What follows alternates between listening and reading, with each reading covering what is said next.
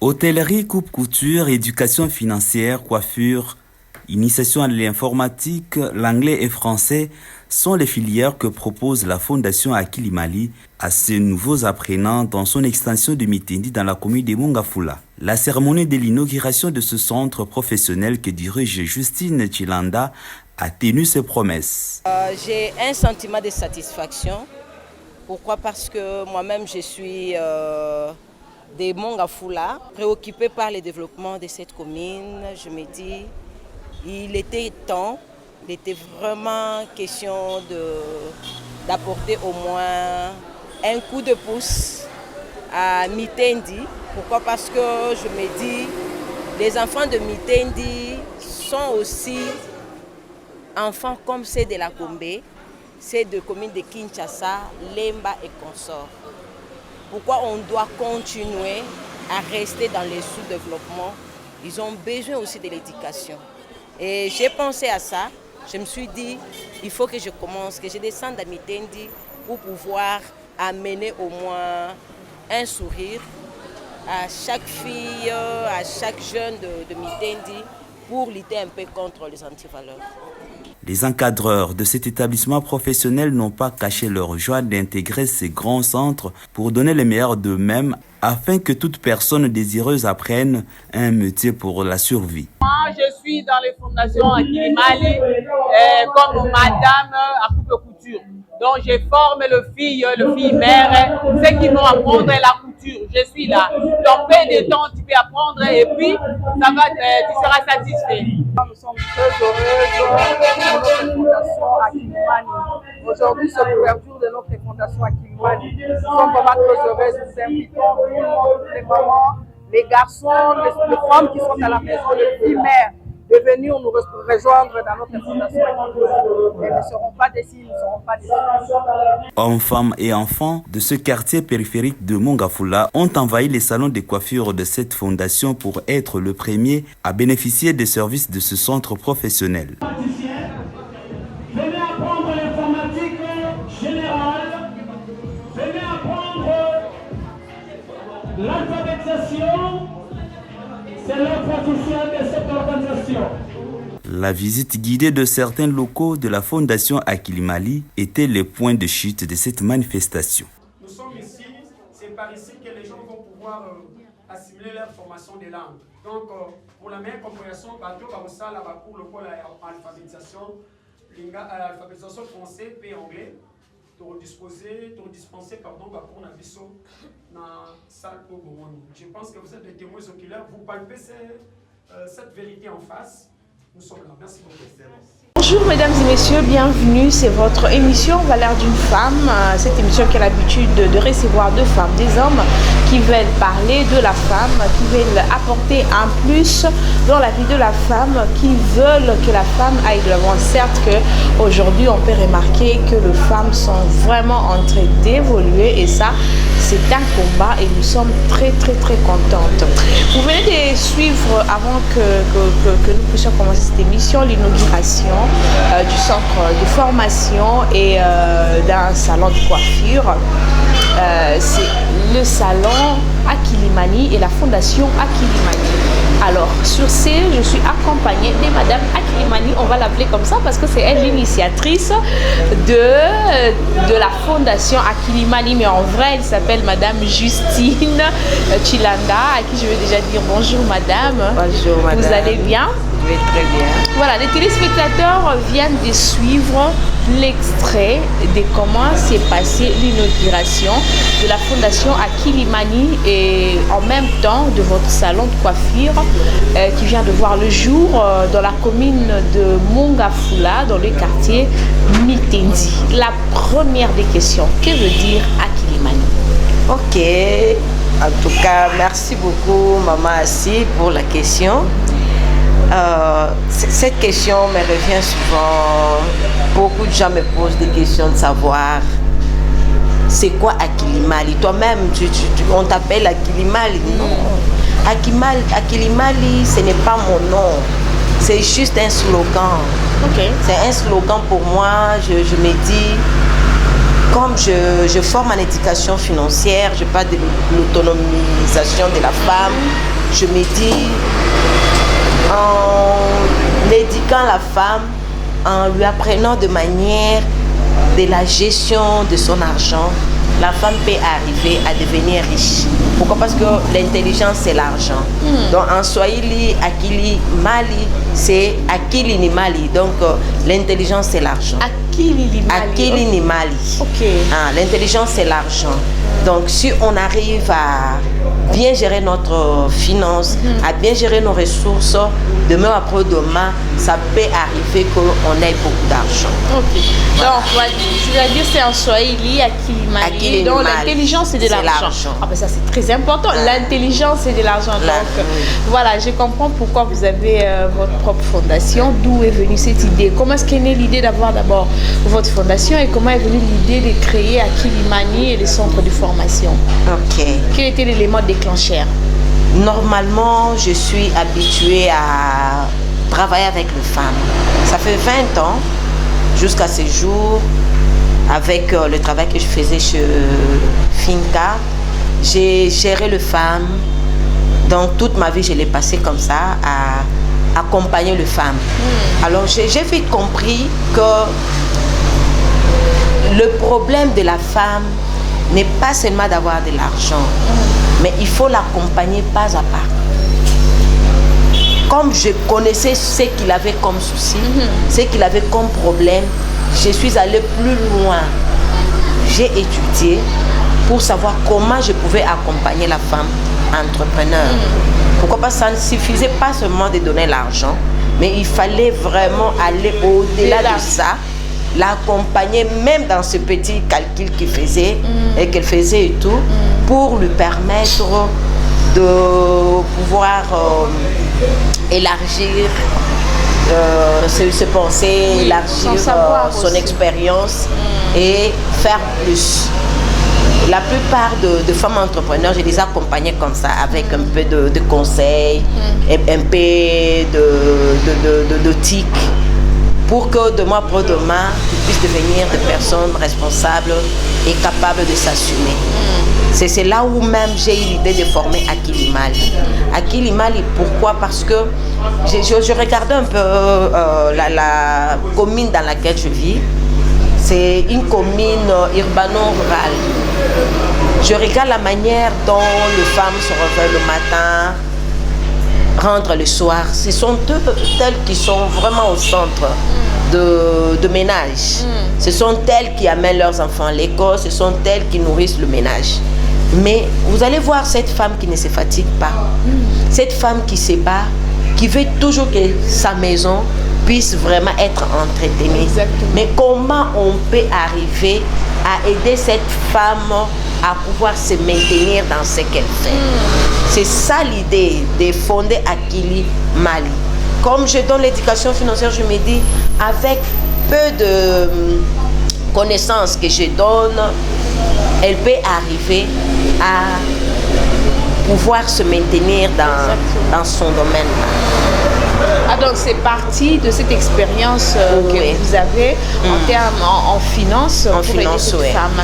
Mais pourquoi vous mélangez? En même temps, on voit la coiffure, on voit la coupée couture, on voit... Pourquoi cette mélange? Pourquoi ne pas seulement rester dans l'éducation financière? Ok, ça c'est une bonne chose. Avant même de parler de l'éducation financière, avant d'acquérir cette expertise en éducation financière, Akilimali a existé. Parce que depuis 2018 pratiquement que la fondation a été fondée et tout. Alors, vous allez vous imaginer que quand j'ai fondé la fondation, je suis allée avec l'idée que toute personne avait besoin d'apprendre. On ne pouvait pas apprendre seulement avec comment dirais-je, apprendre ailleurs. Comme d'abord au niveau de la fondation Akilimali, l'idée première, c'était d'aider la femme à sortir des sous-développements. Ok. Les sous-développements, quand je regarde le sous-développement, je regarde la pauvreté, je regarde la misère. Donc c'est ça le quotidien même de la femme congolaise. À Mongafula, c'est une manie, ça devient vraiment une habitude. Vous allez trouver vraiment une femme qui, depuis le matin jusqu'au soir, n'a même pas quelque chose pour donner à son enfant. Alors j'essaie un peu de parler avec toutes ces femmes-là, voir comment on peut arriver par notre intelligence, créer quelque chose qui demain après demain, ça peut te produire de l'argent. C'est comme ça que l'idée m'est venue de fonder Akilimali pour aider le plus démuni. Et avec Akilimali, on ne s'est pas limité seulement à la formation. Nous nous sommes dit, nous devrons arriver à éradiquer la pauvreté dans la société congolaise. Pourquoi la société congolaise? Congo, c'est notre nation. Congo, c'est notre patrie.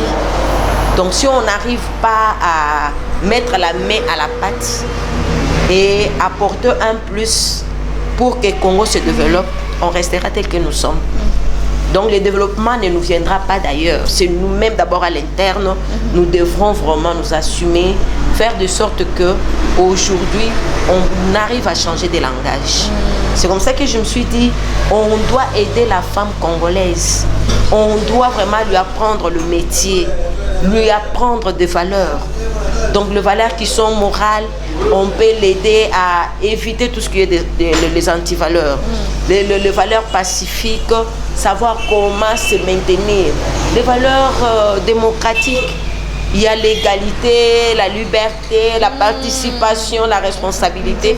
On a tout fait ça pour qu'on puisse inculquer à cette femme-là comment elle peut arriver à se prendre en charge, devenir autonome et changer les conditions de vie. C'est ça l'idée première de la Fondation Akilimali. Okay. Alors, la République démocratique du Congo, elle est grande, comme on peut remarquer, à plusieurs communes. Et pourquoi ces poids? Pourquoi porter ces poids dans la commune de Mongafula? Mais aujourd'hui, comme on parle d'Akilimani, qui est à Mitendi, je signale que Akilimani, c'est vraiment une grande fondation. C'est pas seulement à Mitendi, il y en a déjà ailleurs. Mais pourquoi vous avez ramené ça encore à Mitendi? Ok, ça c'est vraiment une bonne idée. La fois dernière, j'étais ici dans le cadre du projet Transforme, parler avec le membre de la Fondation Akilimali. Donc il y a beaucoup qui ont adhéré à la structure, mais l'idée première était d'installer pour eux au moins un centre de formation professionnelle à Mitendi. C'est sur demande de membres. Donc c'est pas la personne de Madame Justine qui a désiré amener la Fondation Akilimali à Mitendi, mais c'est la demande qui s'est fait sentir. Ils ont formulé leur demande de leur donner au moins un endroit où on pouvait vraiment se réunir. C'est comme ça, je n'ai que fait adhérer à leur vision. C'est comme ça que j'ai apporté vraiment le centre sur place pour leur permettre d'apprendre et changer leurs conditions. Donc vous avez parlé ici que la commune de Mongafula était vraiment en pauvreté et vous avez parlé que vous êtes venu pour les plus démunis. Est-ce que ce centre est vraiment dans l'humanisme, genre on ne paye pas ou vous faites payer les gens, vous êtes dans les commerces, parce qu'on sait toujours que les gens se cachent derrière de bonnes actions, mais en dessous on sait que ce sont des commerces. Qu'est-ce que Madame Justine a prévu pour tous les enfants du quartier Mitendi? Est-ce qu'ils peuvent venir s'enregistrer gratuitement ou il y a un prix à payer? Comment fonctionnent les choses? Tout à fait. Merci beaucoup, madame. Comme vous le voyez, nous avons vraiment la possibilité d'amener tous les enfants de Mitendi à apprendre sans beaucoup de calcul. Pourquoi? Parce que notre souci, ce n'est pas seulement le lucre. Notre souci, c'est d'abord le développement. Donc, quand eux arrivent à apprendre, et moi, je tire satisfaction dans ce qu'ils font. Donc, vous allez même vous rendre compte quand vous allez parcourir nos formations. En tout cas, on n'exige pas plus. Donc, c'est juste le minimum, peut-être pour acheter les nécessaires. Ok. Donc notre mission ici, c'est le développement, c'est l'humanisme. Parce que dans tout ce que nous sommes en train de faire, on apprend des valeurs morales, des valeurs pacifiques ainsi que des valeurs culturelles pour faire renaître l'humanité qu'on a perdue bien sûr. Donc vous allez vous imaginer, les enfants passent vraiment longueur de journée à ne rien faire. Non, la jeunesse c'est l'élite de demain. Nous voulons vraiment que notre jeunesse cesse de sombrer, cesse de dormir, que la jeunesse arrive au moins à se relever. Et penser quand même au lendemain. Parce que sinon, demain, on aura formé des koulouna. C'est vrai de dire qu'au sein même de la Fondation Akilimali, nous apprenons de valeurs qui sont morales, des valeurs culturelles, des valeurs qui sont pacifiques ainsi que démocratiques pour permettre la renaissance même de l'humanité que nous avons perdue. Donc voilà pourquoi moi premièrement, je me suis dit, je ne pouvais pas aller dans d'autres souches de la population. Nous avons pris pour cible la jeunesse. Quand je parle de la jeunesse, je regarde les jeunes filles, il y a le fille-mère, il y a le jeune désœuvré, qui aujourd'hui n'ont rien à faire. Parce que quand on manque à faire, dehors là, on va t'apprendre à faire. Donc, si nous avons des koulouna aujourd'hui, c'est parce que nous, les parents, nous avons vraiment failli à notre mission. C'est comme ça que vous allez vous rendre compte que les jeunes sont dans le pratique un peu occulte, ils font n'importe quoi. C'est par manque de prise en charge. Alors, ici, à la Fondation Akilimali, nous nous sommes donné vraiment cette charge-là de récupérer les jeunes qui étaient vraiment dans la rue, le ramener sur le bon chemin, ceux qui étaient vraiment perdus comme des filles-mères, qu'elles savent que la solution, ce n'est pas seulement de rester sur place, mais de s'élever, regarder devant et changer de vie. Parce que si elles doivent toujours se rappeler que j'étais tombée quelque part, vous allez vous imaginer que ça ne changera rien. Elle va se mortir chaque fois, mais qu'elle oublie qu'elle était tombée là, qu'elle avance et la vie continue. Demain ou après-demain, quelqu'un d'autre peut venir, peut l'épouser et elle peut faire autre chose. Exactement. Mais aussi, maman assis, ça c'est une proposition que moi j'étais en train de faire. Je me dis, quand on parle de fille-mère par exemple, la fille est tombée. Elle était tombée avec un garçon. Pourquoi la fille devient victime? Elle est doublement frappée. Parce qu'elle est tombée. Elle est tombée avec les garçons, continue sur le banc de l'école. Normal. Pourquoi? Non, moi je me dis, il faudrait qu'on arrive à changer des choses. Si la fille a perdu l'année, que les garçons perdent aussi l'année. Et comme ça, demain après-demain, oui, parce que ne sont plus des enfants, ça devient maintenant deux personnes des adultes. Ouais. Oui. Ça devient des personnes adultes, donc on arrive à changer. Si on peut faire vraiment des centres de formation professionnelle que pour ce genre-là. Donc tu as engrossé une fille quelque part, toi aussi tu cesses d'être comme tout élève, on doit te récupérer, te mettre dans un centre. Et puis la honte, c'est voilà, sur la fille. Ça là, moi je dis non, il faudrait que la Congolienne arrive à changer cette donne-là. Donc la fille a été engrossée, qui l'a engrossée, c'est un garçon, c'est son collègue de classe, collègue de l'université. Ok, on récupère les deux, on va leur donner la place dans un centre de formation. C'est comme si le garçon a droit aux bêtises et non la fille. Et non la fille. Ça, donc, non. Il faudrait qu'on revoie un peu la chose. Donc, tous les deux ont commis de bêtises. On doit rééduquer ces gens. Voilà, il faut créer des centres de rééducation pour ces gens. Comme ça, demain après-demain, on ne parlera plus de filles-mères. On ne parlera plus des enfants abandonnés. Pourquoi? Parce que chaque personne à ses responsabilités. Parce que aussi dans tout ça, moi j'estime qu'il faut que l'homme, le garçon aussi ait droit à une éducation. Tout à fait. C'est vrai, quand vous commettez une bêtise, il faut accepter cette responsabilité. Parce qu'en les faisant, vous savez tout le risque possible que vous êtes en train de poursuivre. C'est quelque chose de très important. On va parler un peu du projet d'Akilimali. Akilimali a vu le jour aujourd'hui à Mitendi. qu'est-ce que vous prévoyez encore pour la commune de Mongafula? Ok, ça c'est vraiment une bonne chose. À la commune de Mongafula, nous avons commencé par le centre, mais cela ne suffit pas. Le centre de formation professionnelle est là, mais on a besoin de faire aussi une bibliothèque. Ok. Ces gens-là, ils doivent aussi aller consulter, faire de recherches en ligne, faire de recherches dans des bibliothèques pour savoir au moins comment les autres dans d'autres cieux sont en train de travailler. Parce que si on se limite seulement à ce qu'on donne dans le centre, ça ne suffit pas. Normalement, on doit construire une bibliothèque pour permettre à nos enfants de faire de recherches. Et compléter la formation qu'on donne. Dans la commune de Mongafula, selon vos renseignements, il n'y a pas de bibliothèque. En tout cas, depuis que je suis là, je n'ai rien vu. Ça existe quelque part, oui, mais moi, je n'ai rien vu jusque-là. Mais ma vision, c'est de construire vraiment une bibliothèque pour les enfants de Mongafula. Et si on peut le faire dans chaque quartier, ça pourra être bien.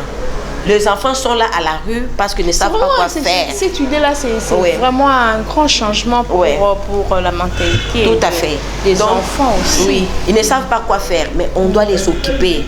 Donc, ils doivent être dans des centres de formation professionnelle, mais aussi les orienter vers des bibliothèques pour qu'ils lisent. Voilà les idées. On de créer des bars et des boîtes de nuit.